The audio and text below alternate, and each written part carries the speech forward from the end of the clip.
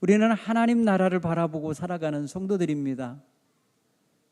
예수님께서 세상에 탄생하신 것은 우리를 하나님 나라로 인도하시려고, 우리로 하여금 하나님 나라 가는 길을 열어주시려고 오셨습니다.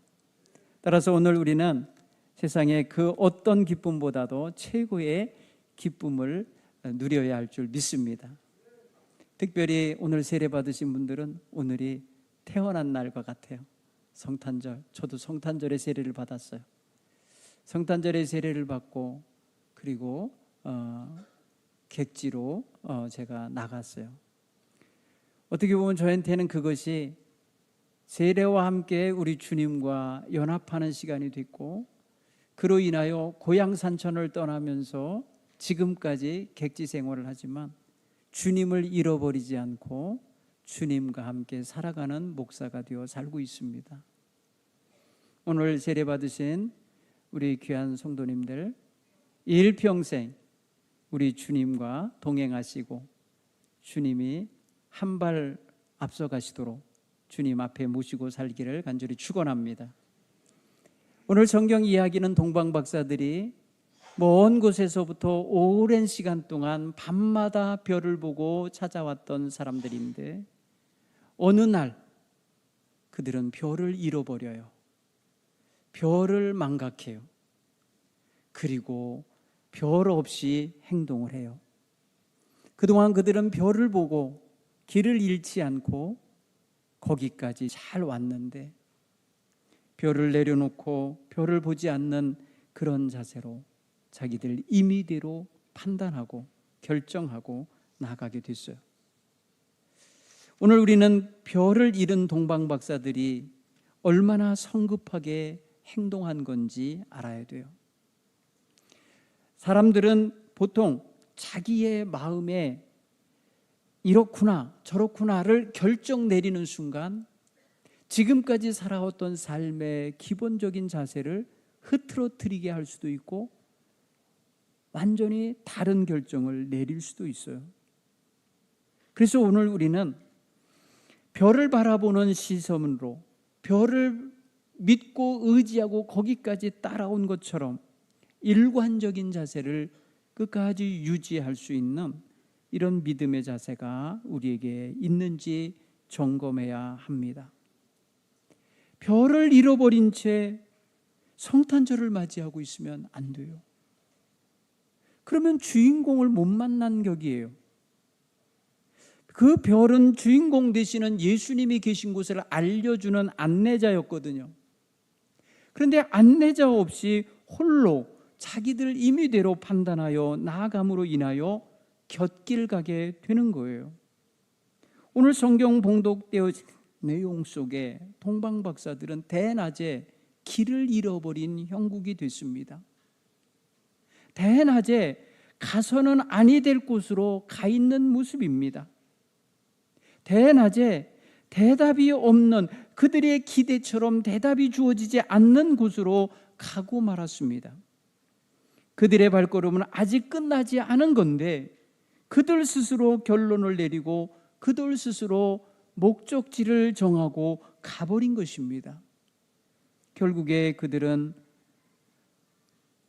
그들이 기대한 대로 대답을 얻지 못하게 되고 알지 못하는 또 바른 길을 걸어야 하는 인생으로 드러나게 돼요. 사랑하는 성도 여러분, 별은 지금까지 그들의 발걸음을 한치도 바깥으로 나가지 않게 그 방향을 잡아서 목적지까지 잘 데리고 온 것이었습니다. 그런데 목적지가 다 이르른 그 지점, 약 8km 정도 떨어진 지점에 와서 저들은 그만 길을 잃어버린 것입니다. 별을 보지 않고 행동했기 때문이에요. 예루살렘과 베들레헴은 거리가 좀 있어요. 약 8km에서 9km 정도 거리가 있어요. 그럼 지금 우리식으로 말하면 아마도 저 시청 건너편까지는 가야 아직 남아있는 걸 거예요. 그렇죠? 여기서 톨게이트 앞에까지 한 10km 정도 되나요? 긴 거리가 아직 남아있는 거예요. 그런데 그들은 중도 하차하고 마른 거예요. 왜 그랬을까요? 이들은 긴 시간, 먼 길, 별을 보며 따라왔습니다. 우리식으로 말하면 긴 세월 순종하는 믿음 생활을 해온 거예요. 그런데 끄트머리에 가서 탈진을 했든지 방심을 했든지 자기의 판단과 결정을 상당히 의존했든지 저들은 임의대로 행동하게 돼요. 그 임의로운 행동이 바로 예루살렘으로 향하여 찾아간 상황인 거예요. 별은 예루살렘을 지목하고 있지 않았어요. 그런데 그들이 스스로 예루살렘으로 찾아간 거예요. 그들은 예루살렘에 가서 유대인의 왕으로 나신 이가 어디 있느냐고 탐문하기 시작했어요. 아무도 알지 못했어요. 아무도 그들이 보는 별을 보지도 못했고 그들이 알지 못하고 그냥 지내고 있었어요. 동방박사들은 예루살렘에 가면 그들의 대답을 통하여 뭔가를 얻을 거라 생각하고 갔을 겁니다. 그런데 그들은 얻지 못해서 오히려 커다란 소동을 일으키고 말았습니다. 여러분, 저들이 아마도 긴 길 걸어오면서 아직도 목적지가 아니네, 아직도 목적지에 못 왔네 하면서 아쉬워하며 힘들어하면서 왔던 길이었을 수도 있어요. 그래서 못 찾을까 봐 불안했을 수도 있어요.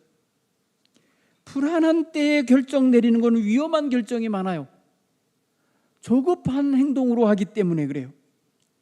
마음의 불안함에 쫓기면 정상적인 결정을 내리기가 쉽지 않아요.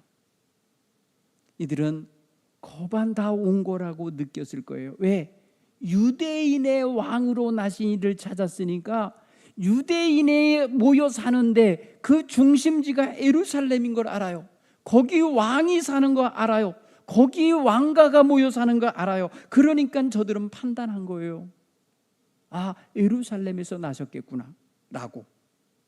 예루살렘에는 궁전이 있고 예루살렘에는 왕궁이 있는 그 나라의 수도이고 유대인의 왕이시니까 분명히 예루살렘에서 났을 거다 이러고 온 거라는 거죠.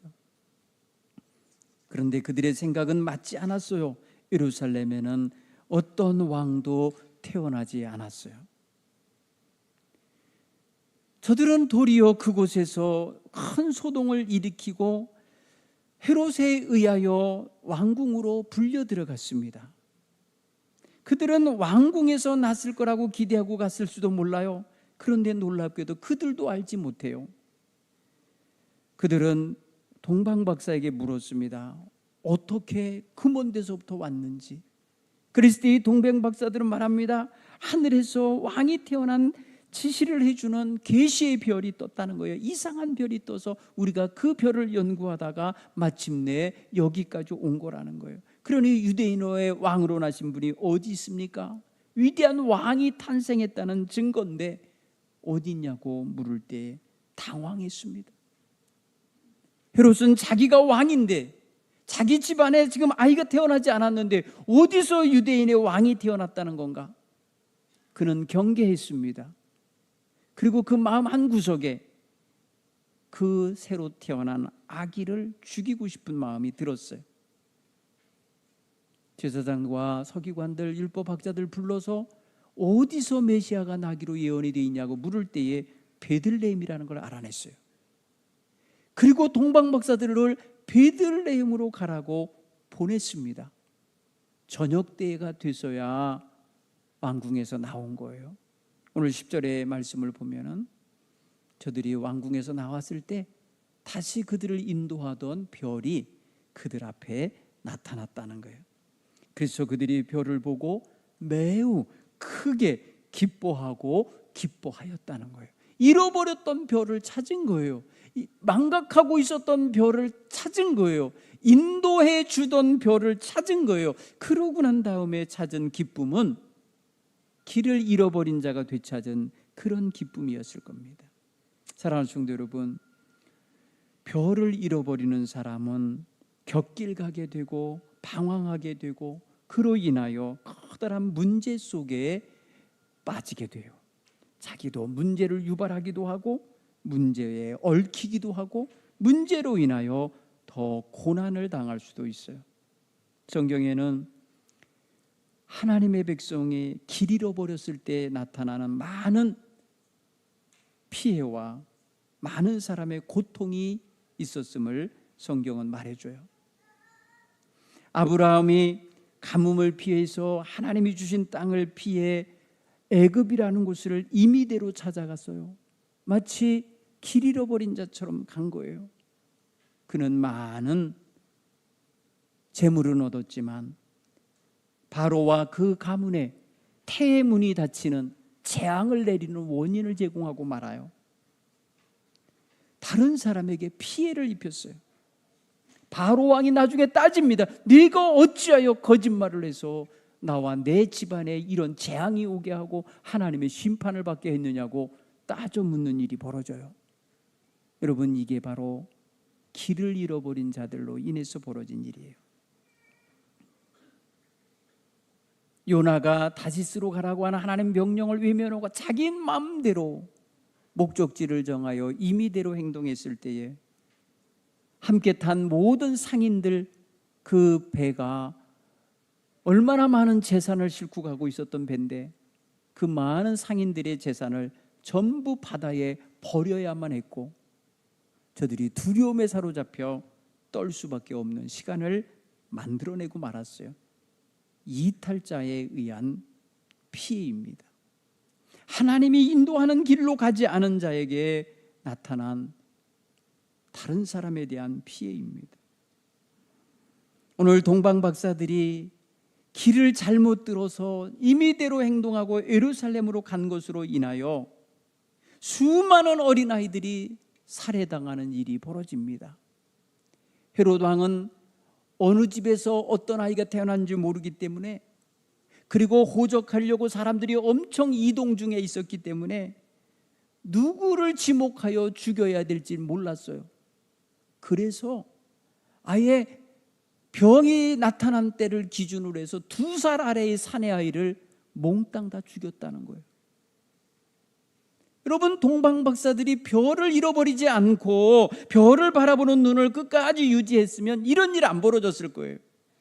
예루살렘까지 가서 이런 살해 계획을 만들어내게 자극하지 않았을 거예요. 별을 잃어버린 자는 길을 잃어버린 자입니다. 길을 잃어버렸다는 것은 자기가 가야 할 방향과 목적지를 잃어버린 것과 같은 것입니다. 여러분, 어디로 가는지 모른 채 걸어가는 인생이 얼마나 많은지 몰라요. 길을 잃지 않았다고 착각할 수도 있어요. 나 멈추지 않고 열심히 살았으니까 괜찮을 거야 라고 생각하면서 갈 수도 있어요. 나는 바쁘게 살고 있었고 나는 부지런히 열심을 갖고 일하고 살았으니까 나는 잘 살고 있는 거야, 이렇게 생각할 수도 있어요. 그렇지만 자기가 지금 어디로 가고 있는 배에 실려 있는지, 자기가 어디로 가고 있는 기차에 몸을 싣고 있는지는 알아야 되잖아요. 여러분, 아무리 좋은 차를 타고 아무리 빠른 속도로 달린들 방향을 잘못 잡고 달리면 그만큼 어려움이 가중되는 거예요. 여러분, 잘못된 방향으로 빠르게 많이 가보세요. 언제 돌아와요? 방향 잘못 잡은 줄 알았을 때는 너무 멀리 와 있는 게 보이지 않겠어요? 오늘 저와 여러분, 길을 잃어버린 자처럼 살아가지 않게 되기를 바랍니다. 예수님은 자기 소개하실 때 어떻게 했는 줄 아세요? 따라서 나는 길이요 진리요 생명이다. 예수님은 자신이 길이라고 하셨어요. 예수님을 잃어버린 것과 같아요. 별을 잃어버린 자들은 예수님의 탄생지 그 목적지만 잃어버린 게 아니고 예수님을 잃어버린 것과 같지 않아요. 결국에는 엉뚱한 사람들 만나고 있는 거 아닙니까? 화려한 왕궁에 들어간들 무슨 소용이 있습니까? 아무리 고관 대작들을 만나고 있는들 그게 그들이 그 먼 길 걸어온 목적은 아니지 않습니까? 그러니까 목적 아닌 곳에 오래 머물러 있을 수 없는 거예요. 오늘 우리는 열심히 살고 있다고, 남다르게 노력 많이 했다고 중요한 게 아니에요. 정확한 방향과 목적을 갖고 살아야 돼요. 정확한. 여러분, 길을 잃은 사람의 특징이 있다면 방황합니다. 갈등합니다. 그리고 선택이 더 많아집니다. 막 선택합니다. 이 길로 갈까 저 길로 갈까 막 방향을 잃어버리기 때문에 이리로 갔다가 욕망에 집착을 하면은 길을 잃어버립니다. 욕망이 이끄는 대로 살면 별을 잃어버리게 돼 있습니다. 두 번째는 자기의 생각, 자기의 지식, 이런 것들이 우리의 가는 길을 회방하는, 곁길 가게 만드는 요인이 될 수도 있어요. 동방박사들이 박사 아닙니까? 알아야 되는 거 아니에요? 그런데 그들은 유대 땅이 처음인 거예요. 어디가 길인지 모르는 거예요. 어디로 가야 목적지가 있는지 모르는 거예요. 그래서 얼른 서둘러서 생각한 게, 야, 사람들에게 물어보면 빨리 알겠지, 이렇게 생각한 거 아니겠어요? 그러니까 여기저기 가서 탐문한 거 아닙니까? 그들이 그 땅까지 올 동안에 누구에게 탐문하고 온 게 아니에요. 별만 보고 온 거예요. 그들은 하룻밤을 못 참은 거예요. 하루길입니다. 예루살렘에서 베들레헴은 하루길이에요. 그 하루를 남겨놓고 실패한 거예요. 하룻밤만 더 별을 보고 있었으면 되는데, 하룻밤만 그 별을 따라가면 목적지에 이르는데, 그 하룻밤이 되기 전날 낮에 그들은 예루살렘에 가서 커다란 소동과 문제의 원인을 제공해주고 왔으니, 그 문제의 결과가 유아 살해라는 거예요. 수많은 아이들이 죽임당하는 슬픔이 있는 거예요. 오늘 우리의 생각과 판단 정확하지 않을 때가 많아요. 내가 생각할 때는 그게 간촐하게 만들어서 갈 수가 있어요. 이리저리 헤매이지 않아요. 오늘 우리의 삶 속에 예수님이 우리의 길을 정확하게 제시하시고 방향을 제시하고 계심을 믿으시길 간절히 축원합니다. 내 생각, 내 욕망, 내 지식, 사람들의 말, 대중의 말 따르는 거, 그거 너무 신경 쓰지 마세요. 요즘에는 여러분, 유명 연예인들 데려다가 가짜 상품 광고하고 있어요. 잘못된 사기를 치는 거에 유명 연예인들 광고비 주고 사진 찍게 하고요, 그들 이용합니다. 여러분, 유명하다고 진리가 아니에요. 많은 사람들에게 알려졌다고 해서 내가 따라갈 길이 아니라고요. 그러니 오늘 우리는 분명하게 내 생각도 아니요, 다른 사람들의 말이 아니라 하나님의 말씀을 따라갈 수 있기를 간절히 축원합니다. 하나님 말씀 안에 길이 있어요. 여러분, 하나님의 말씀은 성경에 들어있고요, 예배에 선포될 때 말씀 속에 있어요. 그러니 여러분, 예배를 등한히 하면 별을 잃어버린 것 같은 거예요. 예배 생활을 등한히 하고 살고 믿음 바르게 지키는 사람이 누가 있나 보세요. 다 방황합니다. 다 곁길 나갑니다. 여러분, 기도 생활이 별과 같은 거예요. 기도 생활할 때 하나님과 내가 눈 맞추기를 하는 거예요. 내 마음을 하나님께 아뢰고 하나님의 마음을 내 안에 품는 시간이 바로 기도 시간이에요. 여러분, 밤에 별을 보고 방향을 잡고 살아가는 사람처럼 기도하면서 하나님과 눈 맞추기를 끊임없이 이어갈 수 있기를 간절히 축원합니다. 예배 생활과 말씀 묵상하는 생활과 기도 생활은 그래서 우리 성도들에게 필수적인 거예요. 유혹과 시험이 많은 세대입니다. 이럴 때일수록 어두운 세상이라고 여기면 어두운 밤하늘에는 별이 더 잘 보이는 거 아닙니까? 뚜렷하게 보이는 거 아닙니까?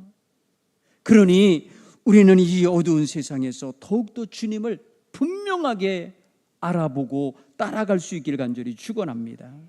별을 잃지 않으려면 하늘을 우러러보는 믿음의 눈이 있어야 돼요. 하늘 하나님을 바라보는 눈을 항상 감지 말고 뜨고 사시길 간절히 축원합니다. 깨어 있으셔야 되는 거예요. 그래야 하나님이 나의 삶 속에 안내자가 되시고 나의 길에 빛이 되시는 걸 믿으시길 간절히 축원합니다. 그래야 헤매이지 않습니다. 또한 여러분, 합리적인 이성보다 믿음을 더 소중히 여기셔야 돼요. 여러분, 합리적인 이성 있잖아요. 지식, 이런저런 사람들이 말하는 과학적인 판단, 이런 게 중요한 게 아니에요. 하나님과의 관계 속에선 믿음이 중요합니다. 오직 우리 하나님을 믿는 절대적인 믿음을 갖고 살아가시길 간절히 축원합니다. 굳이 기도할 필요가 있어, 내가 알아서 하면 되지, 이러면서 사는 사람 많아요. 굳이 기도할 게 뭐 있냐고 그래요. 여러분, 굳이 기도하셔야 돼요. 믿습니까? 굳이 기도하셔야 된다고요. 여러분이 똑똑해요. 얼마나 똑똑해요. 알아야 얼마나 알아요. 다음 순간 무슨 일이 벌어질지 모르고 사는 인생인데 왜 교만해요? 기도하셔야 돼요. 기도하며 하나님의 뜻을 묻고 사는 저와 여러분이 되길 간절히 축원합니다.